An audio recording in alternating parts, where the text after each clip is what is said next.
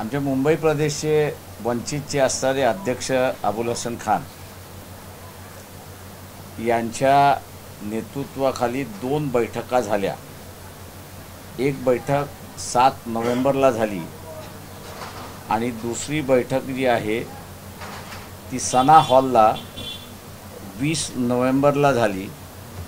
या 20 नोव्हेंबरच्या बैठकीला मुस्लिम समाजातील उलेमा आणि मौलाना जे उपस्थित होते 400-450च्या आसपास त्या ठिकाणी उपस्थित होते आणि त्यांच्या उपस्थितीमध्ये आपण फिलिस्तीनच्या लोकांवरती जो हमला चाललाय त्याच्या संदर्भातली एक गंभीर चर्चा त्या ठिकाणी झाली आणि भारताचं वजन हे जगभर पसरलेलं आहे। त्याचा आपण योग्य रीत्याने वापर करून इस्रायलवरती दबाव आणायचा की तुम्ही जे आम जनता आहे त्या आम जनतेवरती जे काही बॉम्बिंग चाललंय, हल्ला चाललाय, पाणी मिळत नाही, वीज मिळत नाही, अशी असणारी जी परिस्थिती आहे त्या परिस्थितीच्या संदर्भातलं जे काही जिनिव्हा कन्व्हेन्शन आहे ते पाळल्या गेलं पाहिजे। वॉरमध्ये सामान्य माणसाचा संबंध नसतो म्हणून त्याचं प्रोटेक्शन झालं पाहिजे, त्याला सुरक्षा दिली पाहिजे, ही भूमिका घ्यावी अशा रीतीची असणारी चर्चा झाली आणि त्यानंतर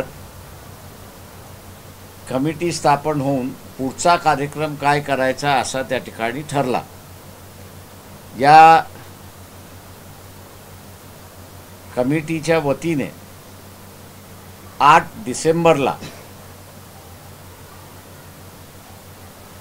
पॅलेस्टाईनमध्ये शांती आली पाहिजे, चाललेलं बॉम्बिंग त्या ठिकाणी थांबलं पाहिजे, हमला त्या ठिकाणी थांबला पाहिजे। भारताने सुनामी जशी आली होती आणि पूर्णपणे मदत दिली होती त्याच पद्धतीने असणारा भारत सरकारने पॅलेस्टाईनच्या लोकांना, फिलिस्तीनच्या लोकांना पूर्णपणे मदत दिली पाहिजे।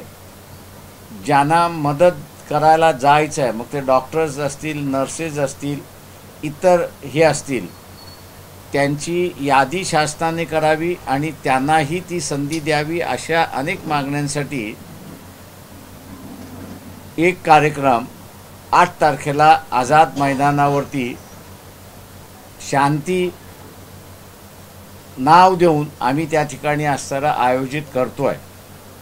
या बैठकीमध्ये जे कोणी होते त्यांची नावं मी असणारा आपल्याला या ठिकाणी सांगतोय। सगळ्यात प्रमुख म्हणजे या ठिकाणी माझ्या बाजूला बसलेले असणारा मौलाना सय्यद नौरीजी आहेत, रजा अकादमीचे ते असणारे इथे संस्थापक आहेत। त्याच्याचबरोबर असणारा मौलाना खलीलुल्लाह रहमान यांचा आहे, मुफ्ती मुस्तफा शरीफ हे आहेत, मौलाना इम्रान बरकती या बैठकीत आहेत, मौलाना अशरफ हजर म्हणून आहेत आणि मौलाना अब्बास रिजवी जे आमच्याबरोबर नेहमीच असतात। या सगळ्यांचं असणारं एक सहमती होऊन 8 तारखेला अबुल हसन मुंबई प्रदेश वंचित बहुजन आघाडीचे जे अध्यक्ष आहेत त्यांनी पुढाकार घेऊन हा 8 तारखेचा असणारा पॅलेस्टाईनमध्ये, फिलिस्तीनमध्ये पीस झाली पाहिजे, शांतता झाली पाहिजे आणि भारत सरकारने त्या ठिकाणी अहम भूमिका निभावली पाहिजे आणि ज्यांना मदत द्यायला जायचं आहे, मग ते डॉक्टर्स असतील, नर्सेस असतील, पॅरामेडिकल फोर्सेस असतील किंवा अन्नधान्य म्हणून असणारं जे काही पाठवायचं आहे त्याची असणारी सोय शासनाने असणारं करावी या असणाऱ्या मागणीसाठी असणारा 8 नोव्हेंबरचा आझाद मैदानवरचा असणारा एक जाहीर ज्याला म्हणतो शांती चा आहे। यामध्ये सर्व धर्मियांना इन्व्हॉल्व करण्याचा प्रयत्न त्या ठिकाणी आमचा राहणार आहे, कारण का हा मानवतेचा प्रश्न आहे हा नुसता असणारा एका बाजूला इस्रायल की जे असणारं नॉन मुस्लिम आहे आणि फिलिस्ताईन हे मुस्लिम आहेत असा इश्यू नाही आहे, तर याच्यामधला हा मानवतेचा प्रश्न आहे आणि ह्या मानवतेच्या प्रश्नाच्या निमित्ताने सगळे धर्म हे शांतता त्या ठिकाणी शिकवतात आणि म्हणून याला असणारं त्या स्टेजवरती सर्व धर्मातली लोक उपस्थित राहतील याचा आम्ही सगळेजण प्रयत्न त्या ठिकाणी करणार आहोत. आपण आता विचारण्या अगोदर मी हिंदीमधली बाईट पहिल्यांदा असणारं देतो आणि नंतर मग आपण त्या ठिकाणी विचारा. वंचित बहुजन आघाड़ी के बम्बई के जो सदर है अबुल हसन खान, इनके नेतृत्व में 2 मीटिंग फ़िलिस्तीन के इशू पर हुई. पहली मीटिंग जो है वो 7 नवंबर को है, वो अंबेडकर भवन दादर में हुई. दूसरी मीटिंग जो है 20 नवंबर को सना हॉल में हुई कि जहाँ पर 400 से ऊपर उलेमा और मौलाना मौजूद थे. जो कुछ फ़िलिस्तीन लोगों के साथ हो रहा है उस पर चर्चा हुई और जितनी मदद हो सके उतनी मदद भारत सरकार ने और आम जनता जो करना चाहती है उनको सरकार ने मौका देना चाहिए. और दूसरी बात वहाँ पे जो चर्चा आई कि एडमिनिस्ट्रेशन जो है वो मतलब पॉलिटिकल एडमिनिस्ट्रेशन और दूसरा एडमिनिस्ट्रेशन दोनों जो है वो अलग अलग तरीके से जा रहे हैं, क्योंकि प्राइम मिनिस्टर ने इजराइल के साथ है ऐसा किया था, लेकिन जो फॉरेन सेक्रेटरी जो है उन्होंने यह कहा था कि जो कैबिनेट की मीटिंग का दौरा देते हुए कि सरकार की भूमिका है कि हम फ़िलिस्तीन लोगों के साथ हैं और अपील करते हैं इजराइल से कि वो जिस तरह से बम्बार्डिंग कर रही है, जिस तरह से जातियाँ करती है, उस पर वो रोकना चाहिए. मैं ये मान के चलता हूँ कि फॉरेन डिपार्टमेंट ने जो हिम्मत दिखाई, जो दाद दिखाई, मैं उसकी पहले सराहना करता हूँ और उनको शुक्रिया भी करता हूँ कि अधिकारी होने के बावजूद, अधिकारी एक मुलाजिम होता है सरकार का, ये बात तो सही है, उसको वो फॉलो करना है, लेकिन वो एक इंसान भी है और इस देश का एक नागरिक भी है. इस नागरिक की हैसियत से, सिटीज़न की हैसियत से उसने जो सरकार की जो पॉलिसी है फ़िलिस्तीन के संबंध में, जो उन्होंने प्राइम मिनिस्टर के खिलाफ जाते हुए आम लोगों के सामने जो लाया, मैं कहता हूँ ये एक बहुत बड़ी बात है. ऐसा मैं मानता हूँ कि पॉलिटिकल लीडरशिप अपनी राय रखे, लेकिन एडमिनिस्ट्रेशन जो है वो आम गवर्नमेंट की जो राय क्या है वो पहली बार मेरे ख्याल से यहाँ पे लोगों के सामने ले आई. ऐसी एक परिस्थिति है. उसी पर चर्चा होते हुए हम लोग ने कुछ तो भी करना चाहिए, फ़िलिस्तीन में पीस आना चाहिए और उसके लिए सरकार पर दबाव करना ये सबसे बड़ी बात है. और इसलिए सभी धार्मिक नेताओं को लेते हुए आज़ाद मैदान में 8 दिसंबर को एक पीस रैली होगी. हम लोग उम्मीद करते हैं कि आज सरकार की नीतियां जो है वो इस देश की नीतियों से अलग है ऐसा दिखाई देता है, लेकिन असर कहीं ना कहीं तो भी दिखाई दे रहा है कि पॉलिटिकल लाइन अब सुधरने जा रही है, बदलने जा रही है. ऐसी एक परिस्थिति है. महाराष्ट्र की सरकार के साथ भी हम लोग ने बातचीत इस पर शुरुआत की है कि परमिशन की बातचीत की शुरुआत की है आज़ाद मैदान की. तो हम लोग ने उनसे यही कहा है कि आप इसको सिर्फ ये मिडिल ईस्ट का मामला है और हमसे कोई लेना देना नहीं है, ऐसा सोचने की ज़रूरत नहीं है. तेल जो आता है भारत में वो मिडिल ईस्ट से ही आता है. अगर वहाँ और परिस्थिति बेकाबू हो जाती है तो ये क्रूड ऑयल की प्राइस बढ़ती जाएगी और भारत में जो है महंगाई बढ़ती जाएगी. ऐसी एक परिस्थिति है. इसलिए सभी जगह शांति होना ये ज़रूरी है। सरकार ने हम सोच के आपको परमिशन देंगे करके कहा है। मैं उम्मीद करता हूँ कि सरकार की परमिशन आएगी और शांतिपूर्वक जो है इस सरकार के सामने कि फ़िलिस्तीन के इशू पर भारत एक आर्थिक ताकत बन चुका है, तो वो कई लोगों पे दबाव डाल सकता है, ऐसी एक परिस्थिति है। इज़राइल पर वो दबाव डालते हुए जो आम फ़लस्तीनी जनता है उस पर किसी प्रकार की बम्बार्डिंग ना हो, उनको तकलीफ़ ना हो, ये भूमिका मेरे ख्याल से भारत सरकार अदा करे। इसके लिए ये 8 मार्च का एक शांति मार्च, शांति जुलूस कहिए या शांति जनसभा कहिए, वो आज़ाद मैदान में हम लोग वहाँ पे कर रहे हैं। न्योता जो है इस बैठक का जो है यहाँ पर जो मौजूद है वो मौलाना खलीलुर रहमान जी है, मुफ्ती मुस्तफ़ा शरीफ जी है, मौलाना इमरान बरकती जी है, मौलाना अशरफ हज़रत जी है, मौलाना अब्बास रिजवी जो हम लोग के साथ है वो है, और मेरे बगल में बैठे हुए आप इनको सभी जन जानते हैं, ये मौलाना सैयद नूरी जी है। ये रज़ा अकादमी के एक मजबूत पिलर है कि जो आज इसको लीड कर रहे हैं, ऐसा मैं मानता हूँ, बैठक को मानता हूँ। और तमाम बम्बई की जनता जो है वो इस शांति पीस में सहयोग लेगी, सहभाग देगी और ये कार्यक्रम शांतिपूर्वक होगा। ये हम बम्बई वासियों को कहलाते हैं। 8 दिसंबर भारत सरकार की भूमिका मेरे ख्याल से दोनों अलग अलग तरीके से है। पॉलिटिकल लीडरशिप जो है वो इज़राइल के साथ में है, और एडमिनिस्ट्रेशन फॉरेन डिपार्टमेंट जो है वो ये कह रहा है कि हम लोग जो है फ़िलिस्तीनी लोगों के साथ में होना चाहिए। तो ये डिवाइड सरकार दिखाई दे रही है, और एडमिनिस्ट्रेशन जो करता है वही वहाँ पर होता है। इसलिए मेरे ख्याल से ये जुलूस जो है वो एडमिनिस्ट्रेशन को ताकत देगा, ऐसा मैं मान के चलता हूँ।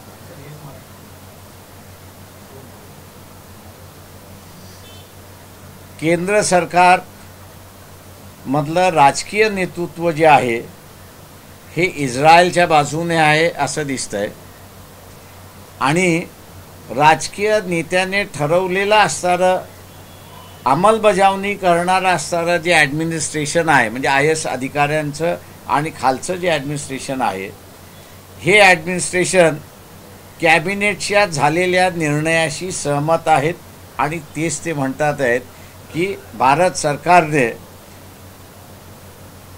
पॅलेस्टाईनच्या लोकांशी आपलं नातं आहे असा कॅबिनेटचा निर्णय आहे, आणि तोच कॅबिनेटचा निर्णय हा देशाचा निर्णय आहे असं त्यांनी त्या ठिकाणी जाहीर केलेलं आहे।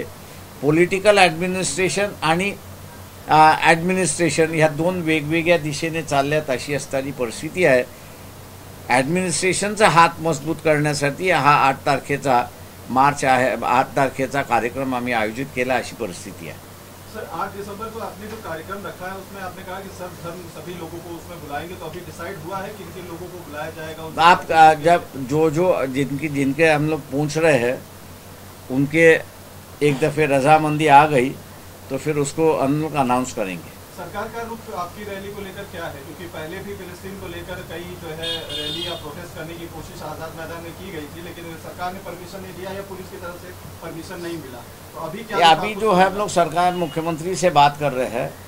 मुख्यमंत्री से मेरी आज सुबह ही बात हुई थी, केसरकर आके भी गए थे, तो उनसे भी हमारी बातचीत हुई है। तो उनका कहीं भी ऐसा नहीं है कि आप मत करो करके, तो इसका मतलब हम लोग समझते हैं कि परमिशन आ जाएगी। सरकार की तरफ से मदद भेजी जा रही है लगातार, फिलिस्तीन और गाजा में जो लोग पीड़ित हैं उनको मदद भेजी जा रही है, उस रुख को आप किस तरीके से देखते हैं? और अभी जो युद्ध विराम फिलहाल इजराइल के साथ चल रहा है, जो वहाँ पर कैदी बनाए गए थे, हॉस्टेज बनाए गए थे, उनको आदान प्रदान भी हो रहा है, तो आप क्या एक्सपेक्ट कर रहे हैं? क्योंकि अब आज तीसरा दिन है, कल आखिरी दिन है, उसके बाद से फिर से कहीं ना कहीं उम्मीद की जा रही है, आशंका जताई जा रही है कि फिर से बम्बार्डमेंट होगा। आपका क्या? वही मैं कह रहा हूँ कि इजराइल डिफेंस मिनिस्टर का आज मेरे ख्याल से करीब करीब 7-8 घंटे पहले ही उनका बयान आ चुका है कि हम लोग चौथे दिन के बाद कार्रवाई दोबारा शुरुआत करेंगे। तो मैं समझता हूँ कि ये ज़्यादती है कि आप जब सीज़ फायर करते हो तो इसका मतलब है कि आपका जो मकसद है वो हासिल कर लिया है, और अब जब आप सीज़ फायर तोड़ने की बात कर रहे हो और दोबारा बम्बार्डिंग करने की बात कर रहे हो तो इसका मतलब हम ये समझते हैं कि तुम गाज़ा से और पैलेस्टाइन एरिया से जो है वो लोगों को आप सफाया करना चाहते हो, भगाना चाहते हो ताकि वो दोबारा वहाँ पर ना आए, एक नया रेफ्यूजी बनाना चाहते हो, ऐसी एक परिस्थिति है। तो इस पर मैं समझता हूँ कि सरकार ने जो है वो भूमिका लेनी चाहिए, ऐसा मैं मान के चलता हूँ। एक आर्थिक पावर, खरीदारी की पावर जो है वो भारत सरकार की है, उसका मेरे ख्याल से उन्होंने इस्तेमाल करना चाहिए, ऐसा मैं मानता हूँ। लगातार मुस्लिम देशों से बातचीत, मिडिल ईस्ट समेत कई सारे देशों से बात हो रही है, अमेरिका, ब्रिटेन, कई सारे देशों से केंद्र सरकार की मोदी प्रधानमंत्री खुद बातचीत कर रहे हैं। आपको लगता है कि बीच का जो रास्ता है समझौते का हो चाहे शांति का हो, केंद्र सरकार या मोदी सरकार या भारत सरकार उसमें एक बड़ी भूमिका निभा सकती है? भारत सरकार बहुत बड़ी भूमिका निभा सकती है। देखिए, मनमोहन सिंह जब थे तो मनमोहन सिंह ने कहा था कि we are 22 million market place. आप ये जो 22 मिलियन ख़रीदार जो है वो करीब करीब 35 लाख बन चुके हैं। तो एक परचेसिंग पावर जो है भारत सरकार की वो सबसे बड़ी बढ़ गई है, और ये बढ़ने की वजह से ही भारत का एक वजूद जो है वो दुनिया में बन चुका है। आप इसका इस्तेमाल करते हुए आप यहाँ पर शांति ला सकते हो, ऐसा हम लोग मान के चलते हैं। 8 दिसंबर की रैली को लेकर कोई रूपरेखा तैयार हुई है कि अभी केवल प्राइमरी स्टेज पे है? आप मान लीजिए प्राइमरी स्टेज पे है। सर, दुसरीकडे पाहायला गेलं तर काल जी सभा पार पडली त्या सभेला मोठी गर्दी होती। जी छगन भुजबळ असतील किंवा शेंडगे अण्णा असतील यांना तुम्ही सांगितलं की ओबीसी नेत्यांनी आमच्या नादाला लागू नये। छगन भुजबळांनी आज प्रतिक्रिया दिली। छगन भुजबळ असं म्हणतात की प्रकाश आंबेडकरांच्या विरोधात एकही वक्तव्य केलं नाही। आत्ता अडचणीच्या काळामध्ये प्रकाश आंबेडकर यांनी आमच्याकडे आता सहकार्य करावं असं Chhagan Bhujbal. No comments. Sir, इससे इतर पैलेस्टीन का जो आपका आज प्रेस कॉन्फ्रेंस है उससे अलग सवाल मैं ख्याल इस ऑफिस में ना ले तो अच्छा है, इनके लिए तकलीफ होगी। मैं तो कभी बोलने में डरता नहीं हूँ, क्योंकि मैं समझता हूँ मुझे संविधान ने पूरी आज़ादी दी है। सिर्फ इतना है कि बगल वाले को तकलीफ ना दूँ, यही मुझे खाली देखना है। इसलिए मुझे कोई डर नहीं है, ना खौफ है किसी का। इसलिए इस ऑफिस में नहीं, बाहर जाके कहेंगे। मौलाना साहब, ये जो 8 तारीख को आप लोगों ने जो है इस मीटिंग को किया, बताया जैसा प्रकाश सर ने कि 2 बार की मीटिंग हो चुकी थी, आज तीसरी मीटिंग के बाद ये तय हुआ है, तो क्या एक्सपेक्टेशंस है, कितने लोग आ सकते हैं? क्या इसके बारे में कोई तैयारी आप लोगों की सोच के रखी है? नंबर्स ऑफ जो है लोग कितने आएंगे, सबसे किस तरीके से होगा? सिर्फ भाषणबाजी होगी कि कोई रेजोल्यूशन पास होगा? इस तरीके के बारे में कहीं कोई कुछ? सबसे पहले वंचित अघाड़ी की प्रेसिडेंट जनाब प्रकाश आंबेडकर साहब का हम शुक्रिया अदा करते हैं कि फ़िलिस्तीन के मसले को इन्होंने बहुत ही मजबूती के साथ उठाया और फ़िलिस्तीन के हक़ में बात की। और उसके साथ साथ जो 8 तारीख को आप वंचित की जानिब से प्रोग्राम कर रहे हैं आज़ाद मैदान में, उस प्रोग्राम की उलमाए कराम को दावत दे रहे हैं। इससे इंशाअल्लाह ताला कसीर तादाद में लोग वहाँ पर शरीक होंगे आपकी दावत पर, और जो लाहेअमल आप प्रकाश आंबेडकर साहब तैयार करेंगे, इंशाअल्लाह हम इनके साथ खड़े रहेंगे और इनकी आवाज़ पर लब्बैक कहेंगे। सरकार से उम्मीदें हैं कि जो है परमिशन मिल जाएगी, कोई प्रॉब्लम नहीं होगा? आपका क्या कहना है? नहीं, मतलब मैं समझता हूँ कि एक अच्छे कॉज के लिए काम हो रहा है, तो इसके अंदर हुकूमत जो है सख्ती नहीं बरतेगी, और बल्कि साथ देगी कि ये हमारे मुल्क की जानिब से ही, पूरे मुल्क की जानिब से एक अच्छा पैगाम जाएगा कि यहाँ की आवाम क्या चाहती है। एबीपी माझा, उघडा डोळे बघा नीट।